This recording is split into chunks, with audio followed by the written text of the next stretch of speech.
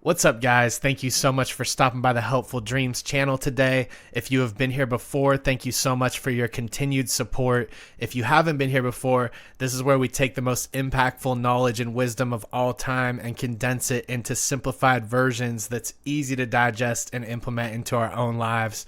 If you came across this channel, then chances are you're working to become the best version of yourself. That's what we're all striving to achieve, so you're in good company. And without further ado, we'll be jumping into a simplified audio version of Stephen Covey's 7 Habits of Highly Effective People. Let's go. During the course of his 25-year career as a consultant, Stephen Covey worked with successful people in a variety of settings, including businesses, universities, and relationships. He examined a number of books written over the past 2 centuries on topics such as self-improvement, self-help, and popular psychology in an effort to comprehend what habits are essential to becoming a true success in life. Prior to the start of the First World War, people believed that a person's prosperity was dependent on their moral character. This encompassed qualities such as meekness, faithfulness, integrity, bravery, and justice. Nonetheless, following the war, there was a transition to what author Stephen Covey refers to as the personality ethic. In this scenario, success was seen to be a result of a person's personality, their public image, their behaviors, and their skills. However, these accomplishments were nothing more than fleeting victories that ignored the more fundamental aspects of life. According to Covey, if you want to have long-term success, it is not your personality that has to be developed. Rather, it is your character. What we are reveals ourselves to others considerably more than what it is that we do or say. The so-called character ethic is structured around a set of guidance principles. According to Covey, these concepts are universally applicable and can be found at the core of virtually every religious, social, and ethical framework. They can be applied anywhere in the world. When you hold the right principles in high regard, you are able to perceive the world in its accurate form. The 7 Habits of Highly Effective People, his book that has sold millions of copies, is built on this basis. The 7 habits that Covey outlines are the fundamental aspects of one's personality on which one can build a foundation for happiness and success. A principle-centered approach to personal as well as interpersonal efficiency is presented in the book The 7 Habits of Highly Effective People. It seeks to modify your inner core, character, and intentions rather than focusing on changing the outer manifestations of your behavior and attitudes. This is because it recognizes that these aspects are more difficult to change. If you soak in the knowledge outlined in the rest of this summary, you will be able to go from a condition of reliance to independence and then finally to interdependence with the assistance of this book's 7 practices. Covey intends that interdependence, not independence, is what leads to the most successful outcomes, in contrast to the majority of self-help books that are available on the market today, which promote independence as the pinnacle of achievement. Interdependence is a more developed and sophisticated way of thinking. It precludes the understanding that you are a self-sufficient being, but that cooperating with others will result in a better outcome than working on your own. In order to reach this level of healthy dependency, you will need to work on cultivating each of the 7 habits described in the book. The following is a list of the 7 habits. 1. Be proactive. 2. Begin with the end in mind. 3. Put first things first. 4. Think win-win. 5. Seek to understand first before making yourself understood. 6. Learn to synergize. And 7. Sharpen the saw. This overview of the book 7 Habits of Highly Effective People will examine each of these effective behaviors and demonstrate how you may put them into practice to improve your chances of achieving whatever it is you set out to do in life. Habit number 1. Be proactive. Being proactive is the first and most fundamental characteristic of an effective person's habitual pattern of behavior. Being proactive entails more than simply taking the initiative. Rather, it implies accepting responsibility for your own life. As a consequence of this, you do not place responsibility for your actions on external elements, such as your circumstances, but rather you accept responsibility for them as a result of a conscious decision based on your beliefs. People who are reactive are driven by their feelings, while people who are proactive are driven by their principles. Although circumstances beyond your control have the potential to be painful, the core of your being does not have to be broken for this to occur. The most important thing is how you choose to react to the things that happen to you. People who take proactive approach to their life direct their attention and energy towards the aspects of their lives that they are able to improve, as opposed to those who take a reactive approach who concentrate on the aspects of their life over which they have no say. They build up a store of negative energy by attributing their sense of helplessness to circumstances beyond their control. Because of this, other forces are given the ability to maintain continuous influence over them. Your capacity to honor the promises you make both to yourself and other people is the aspect of your proactive nature that most clearly demonstrates its presence. This entails making a commitment to one's own self-improvement and consequently personal development. You can gradually develop your integrity and as a result your capacity to take responsibility for your life. In his book, Stephen recommends that people put their proactivity to the test by participating in a 30-day proactivity test. The second habit is to begin with the end in mind. Covey suggests seeing your own death as a way to gain deeper comprehension of this behavior. He encourages you to contemplate how you would like your loved ones to remember you, what you would like them to recognize as your accomplishments, and what kind of impact you had on their life. Participating in this thought exercise will assist you in identifying some of your core values, which should serve as a foundation for how you behave. Therefore, you should make it a goal each day of your life to contribute to the overall vision that you have for yourself. If you are aware of the things that are significant to you, you will be able to direct your life towards the things that are most important. The second habit is to recognize the old scripts in your head that are distracting you from what really matters, and then to rewrite those scripts so that they are more in line with your core principles. Because of this, when difficulties emerge, you will be able to tackle them head on and maintain your integrity because your ideals are crystal clear. According to Covey, the most effective way to begin with the end in mind is to write a personal mission statement and follow it religiously. The following should be the primary focus of it: who or what you aspire to be, your character, and what it is that you intend to do, your contributions and achievements.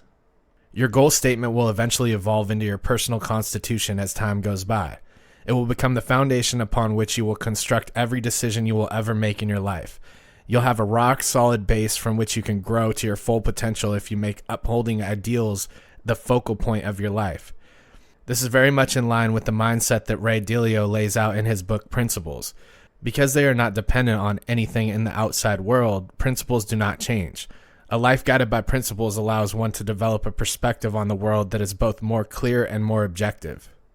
The third habit is to put first things first. To kick off this new chapter, Covey would want you to respond to the following questions. What is one activity that you could start doing on a regular basis that you aren't doing now that would make a significant difference in your personal life? In a similar vein, what is the one thing that you could do to improve your professional and commercial life? The ability to visualize and recognize your core beliefs forms the foundation of the second habit, and the third habit is the act of putting the first two habits into practice. Habit 1 helps you recognize that you are in charge of your life, and Habit 2 is predicated on your capacity to do so. The application of effective self-management through one's own free will is the primary focus of this approach. Having an autonomous will indicates that you are capable of making judgments and carrying them out in accordance with those decisions. Your level of honesty determines how frequently you make use of your free will. Your integrity can be measured by how much you respect and regard yourself, as well as how well you keep the commitments you make to others. The third habit involves assigning a priority to each of these commitments and putting the most critical matters at the top of the list. In order for you to successfully manage your time in accordance with habit number 3, your activities need to conform to the following. 1. They must be guided by guiding principles. 2. They have to be conscience-directed, which means that they should provide you with the option to structure your life in accordance with the principles that are most important to you. 3. They determine your primary mission, which encompass both your values and your long-term objectives. 4. They lend a sense of equilibrium in your life. 5. They are organized on a weekly basis with adjustments made on a daily basis as required. The common thread that runs through all 5 of these statements is the idea that the priority should be placed not on optimizing your use of your time, but on fostering better connections and achieving better results. Tim Ferriss, author of The 4-Hour Work Week, expresses ideas quite similar to these in his book, and he contends that the concept of time management is severely flawed. Habit number 4, think win-win. According to Covey, the concept of win-win cooperation is not a method, but rather a philosophy of human interaction. It's a state of mind that looks for ways in which everyone involved might gain from the situation. This indicates that any agreements or solutions reached are advantageous to all sides, and that everyone is content with the way things turned out. In order to truly adopt this perspective, one must look at life as a cooperative rather than a competitive endeavor.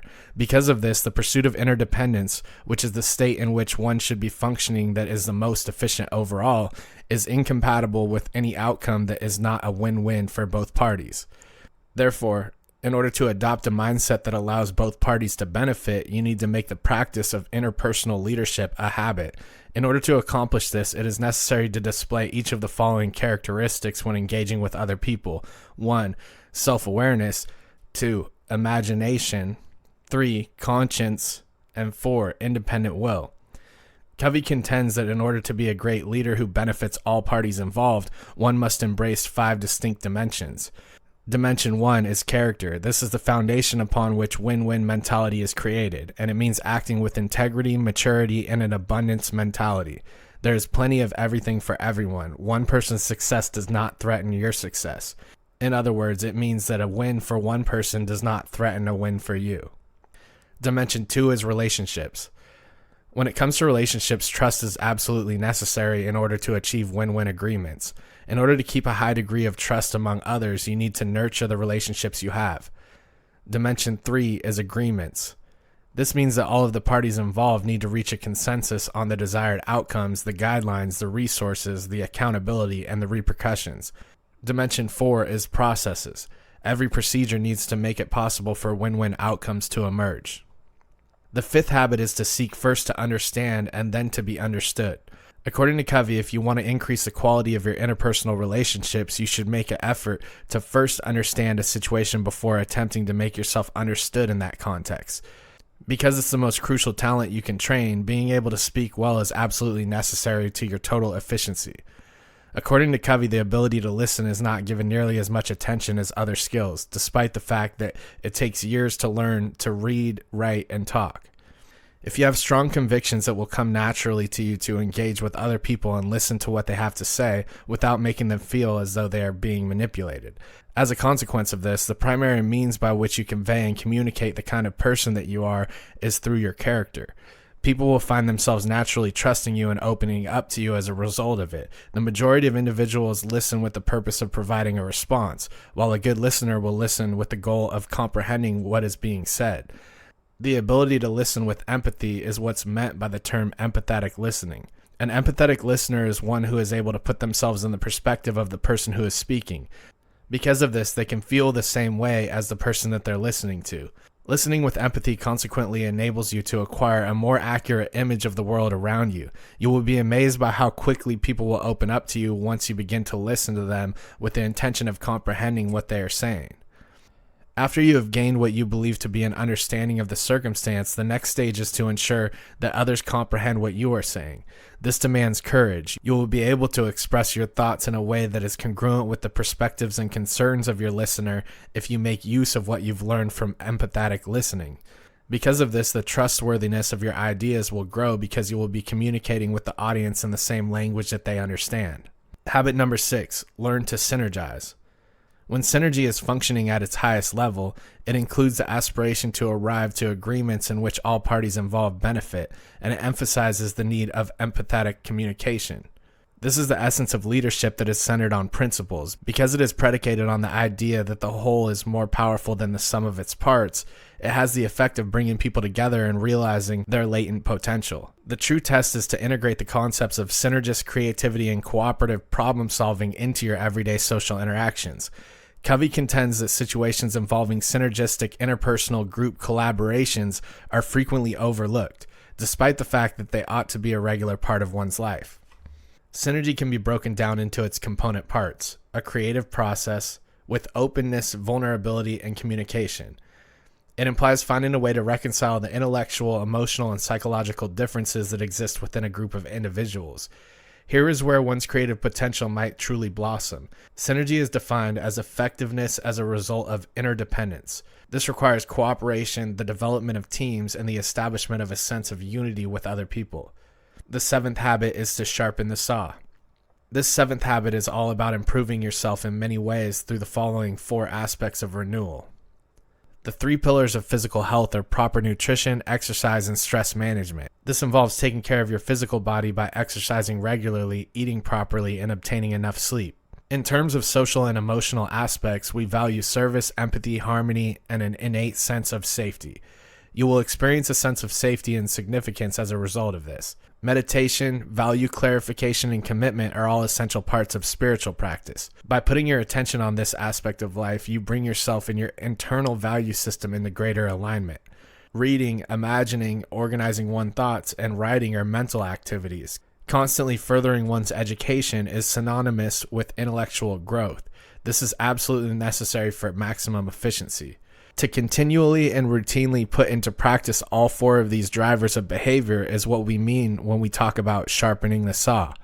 Given that you are the instrument through which other people experience your work, this is the single most significant investment you can make in your life.